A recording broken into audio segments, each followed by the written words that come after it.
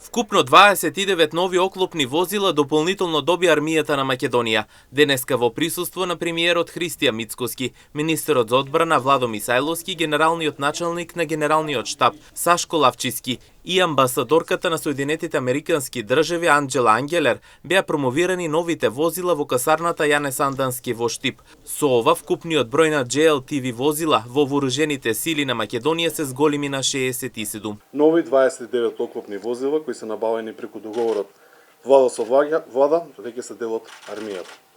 Со оваа нова достава се приближуваме до потребниот број на возила, а дополнително очекуваме до скоро време да ни пристигнат и дел од оклопните возила Страйкер, кои исто така се од американско производство.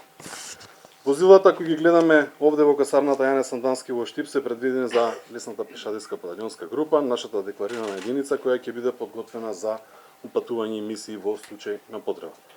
Денес вкупната бројка на JLTV возила, лесните оклопни возила е 67 од вкупно 96 колку што опфаќа овој проект. Очекуваме до крајот на годината да стигнат сите останати возила. Минатиот декември потпишавме и 7 нови договори со САД, проекти кои се во процес на реализација се однесуваат за набавка и опрема на специјалните сили. Безбедноста е приоритет на државата, рече премиерот Мицкоски, како што потенцираше тоа се основните услови за да може да се развива општеството кое што ќе нуди иднина на граѓаните. За мене представува голема чест и задоволство што можам да видам денеска во ова друштво. Зошто? Затоа што кога инвестирате и кога ја јакнете армијата, тоа значи дека инвестирате во траен мир и инвестирате во одбрана на сопствената татковина.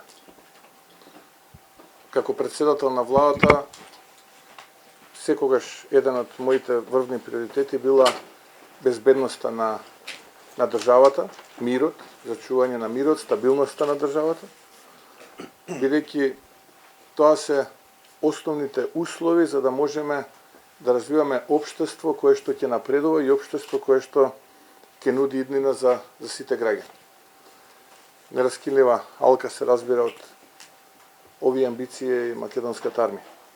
Денеска присуствуваме на овој настан кој што е продолжение, би рекол, на настанот кој што се случи пред една година, за кој што зборуваше почитуваната амбасадорка на Соединетите Американски држави. Амбасадорката на Соединетите Американски држави Анџела Ангелер директно од настанот се обрати пред медиумите, велејќи дека е особено задоволство што се продолжува партнерството со Македонија. Today I'm so pleased to mark a significant milestone in the enduring partnership. Денес навистина ми представува задоволство што го одбележувам овој значаен настан и нашето трајно партнерство помеѓу Соединетите Американски држави и Северна Македонија. Господине премиер, се сеќавам на нашата прва средба во овој капацитет, во оваа касарна минатата година во јули, кога вашата земја прими уште една испорака на напредните лесни оклопни возила JLTVs. Минатиот пат ние, јас и вие, имавме можност да се возиме во еден од овие возила и беа изненадувачки удобни, морам да признам, и ми раскажавте малку за вашата воена служба, за искуствата кои што вие ги имате и кои што сметам дека се навистина важни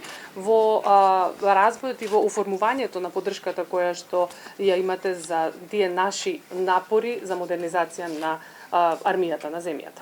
Нашите напори всушност ни помогнаа во испораката на 67 возила од ваков карактер кои што се последниот крик на технологијата, вклучувајќи ги и 29 возила кои што ги прифаќаме денес.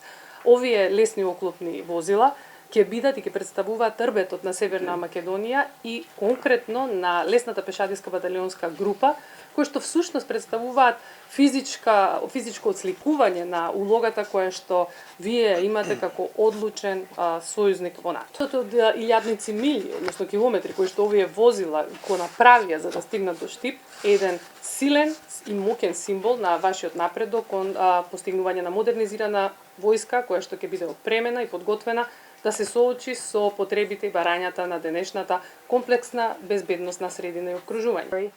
Equipped and ready to meet the demands of today's complex security environment. Инаку промоцијата на овие високо заштитени возила представува значаен чекор во модернизацијата на армијата, која ќе добие поголема мобилност и заштита на терен.